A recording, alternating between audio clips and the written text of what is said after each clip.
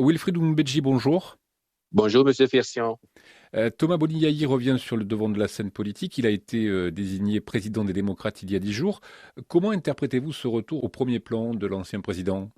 Je crois que ses camarades chefs de partis politiques sauront mieux que moi vous dire ce qu'il faut en penser. Vu du gouvernement, pour nous, rien de nouveau sous le soleil, car à la vérité, il n'aura jamais été loin de la scène qu'il n'a jamais quittée.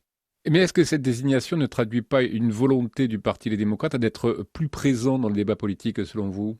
Moi, je ne saurais le dire. Je sais simplement que c'est des tendances humaines et même politiques que ceux qui ont perdu une bataille rêvent de revanche. Mais dans le cas d'espèce, je pense qu'il n'y a plus de place pour une revanche quelconque si tel était le projet de ceux qui sont en face, parce que le match, il a déjà été joué en aller-retour et à chaque fois, Patrice Talon l'a emporté. Il a reçu le trophée de vainqueur et si vraiment il lui reste encore un match à jouer à Patrice Talon, c'est son jubilé qui consiste pour lui à partir grand en 2026, en grandissant le pays par ailleurs, après en avoir posé les bases de la modernité et du développement durable, en un temps record et dans des conditions particulièrement difficiles.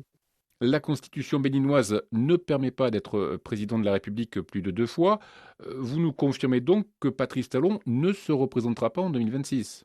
En réalité, le président Talon n'a attendu personne pour corser les conditions de limitation du nombre de mandats présidentiels au Bénin. C'est lui qui a fait mettre dans la Constitution, à l'occasion de sa révision en 2019, que nul ne peut, de sa vie, effectuer plus de 2 mandats présidentiels. Et ceci a été fait, il faut le souligner, dans un contexte où il avait une Assemblée nationale acquise 100% à sa cause, ce qui veut dire que le président Talon, à cette occasion-là, a montré au monde et au Bénin en particulier qu'il est possible en Afrique de réviser la Constitution sans penser à s'éterniser au pouvoir. Et donc ce débat-là, pour nous, il est définitivement clos. L'opposante Rekia Madougou et le constitutionnaliste Joël Aïvo sont en prison depuis plus de 2 ans. Plusieurs organisations internationales appellent à leur libération. Les démocrates ont déposé une proposition de loi d'amnistie. Cette proposition pourrait-elle être adoptée selon vous? Il y a dans nos prisons quelques milliers de concitoyens condamnés à l'issue de procès réguliers et les mesures d'aménagement de peine prévues par les lois béninoises peuvent profiter à tous ceux qui en remplissent les conditions substantielles à un moment ou à un autre. Et par ailleurs, notre pays dispose, je peux le rappeler, d'une loi qui autorise les personnes condamnées pour certaines catégories de crimes à solliciter la suspension de l'exécution de leur peine. Jusqu'à plus informé, il ne me semble pas que quelqu'un ait sollicité le bénéfice de cette mesure et ne l'ait pas obtenu. Par rapport à une quelconque loi d'amnistie, je ne suis pas député à l'Assemblée nationale. L'Assemblée nationale appréciera souverainement si une telle démarche était portée à la connaissance de sa plénière.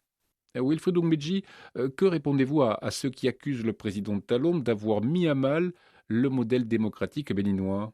Ceux qui continuent à parler ainsi, me semble-t-il, sont nostalgiques de cette démocratie désincarnée que Boniaï appelait démocratie d'escafé, au point de proposer même comme antidote une certaine dictature du développement.